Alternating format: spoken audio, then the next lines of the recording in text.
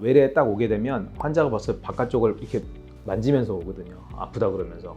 딱 보면은 외측에 생기는 건병증이구나 라고 생각을 하시거든요. 그래서 거기에 맞춰서 진단도 하고 치료도 하시는데, 팔꿈치를 펴고 지그시 누른 다음에 이런 동작들을 한 번 할 때마다 하루에 최소한 5세트 이상 시행을 하시게 되면 그 단요측 수지신근을 스트레칭하는 그런 재활 치료가 되겠습니다.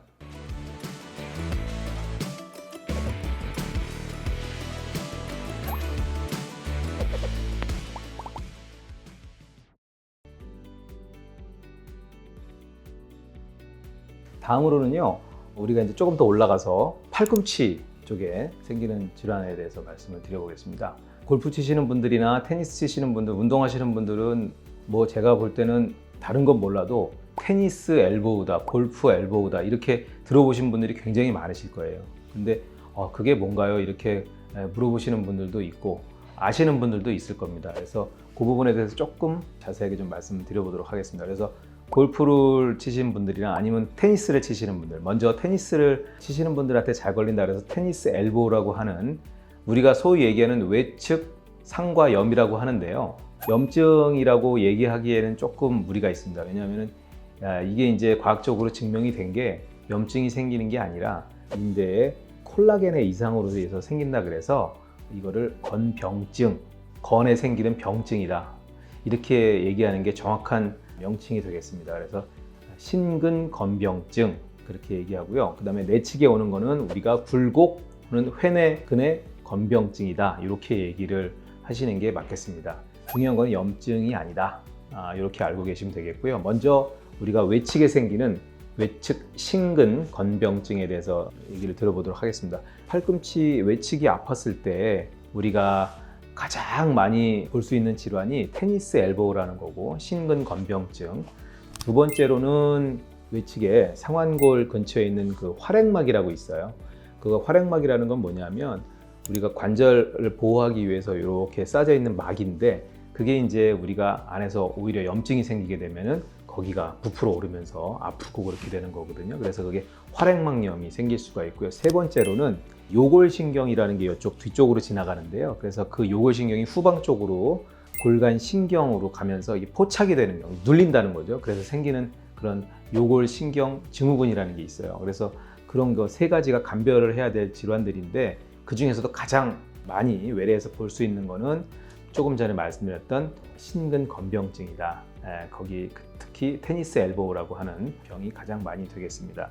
그래서 이 질환은 사실은 외래에 딱 오게 되면 환자가 벌써 바깥쪽을 이렇게 만지면서 오거든요. 아프다 그러면서.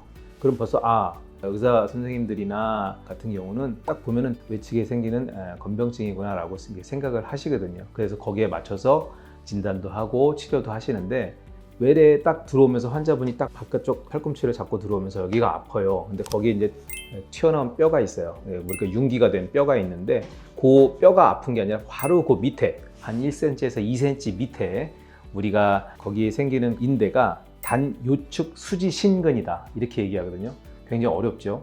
거기에 생기는 병증이다 이렇게 얘기하는데, 우리가 영어로 약자로는 ECRP라고 그래요. 그래서 거기에 생기는 병증이고, 우리가 이제 치료를 하게 되더라도 거기다 치료를 하게 되는 거죠. 그래서 우리가 치료도 그 신근에 염증이 생기기 때문에 팔꿈치나 수지근에 이렇게 신전을 하는 이런 동작들이 증상을 유발하거든요. 그래서 요거와 반대되게 손목이나 수지를 굴곡시킨 상태에서 팔꿈치를 펴고 지그시 누른 다음에 10가지 세시고, 그 다음에 좀 풀었다가 또 10가지 세시고, 이런 동작들을 한 번 할 때마다 10회 내지는 20회 정도씩 하고, 그게 한 세트인데 하루에 최소한 5세트 이상 시행을 하시게 되면 우리가 스트레칭, 방금 전에 얘기했던 그 단요측 수지신근을 스트레칭하는 그런 재활 치료가 되겠습니다.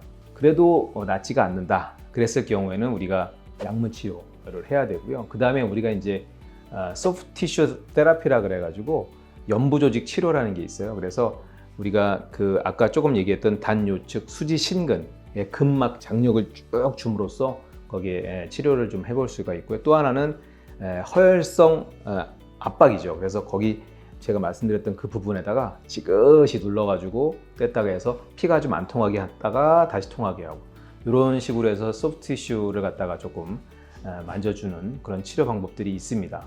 그런데도 이제 효과가 별로 없다 그랬을 경우에는 우리가 이제 주사 치료를 하고요. 주사 치료는 제가 조금 전에 말씀드렸던 그 치료들하고는 크게 다르지 않습니다. 근데 여기서는 또 하나 추가적으로 말씀드리면 제가 저번에 말씀드렸던 그 치료 중에서 PRP라는 치료가 있죠.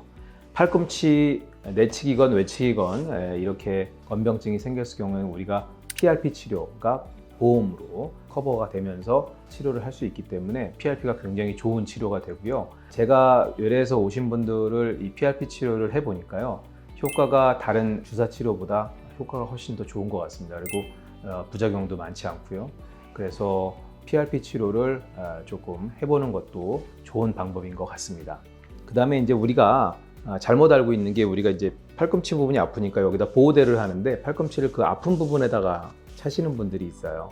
그건 잘못된 거고요. 보호대를 우리가 이 팔꿈치 있는 이 부분에서 약 10cm 정도 떨어진 한 4마디 정도 떨어진 데 한 10cm 요 아래 이 부분에다가 차는 게 가장 좋은 치료 방법이 되겠습니다. 그래서 보호대를 하더라도 거기다가 보호대를 하시면 될 것 같습니다. 자, 그리고 이제 마지막으로 내측에 생긴 굴곡건 혹은 회내근의 건병증이라고 하는 건데요.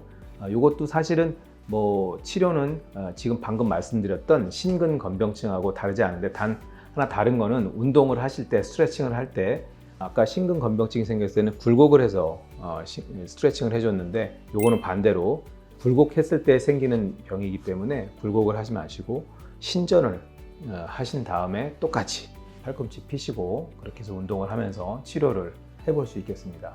물론 이제 주사 치료나 이런 것들은 그 이후에 여기에 반응이 없을 경우에 주사 치료를 해볼 수가 있습니다. 여기도 마찬가지로 PRP 치료가 큰 도움이 되는 것으로 좀 보여지고요. 오늘은 제가 이제 골프를 치거나 아니면 운동 같은 거를 했을 때 손목이나 손을 많이 사용했을 때 생길 수 있는 이 질환을 팔꿈치까지 제가 말씀을 드렸고 다음에는 이제 그 위쪽으로 또 한번 정리를 해서 만나 뵙도록 하겠습니다. 감사합니다.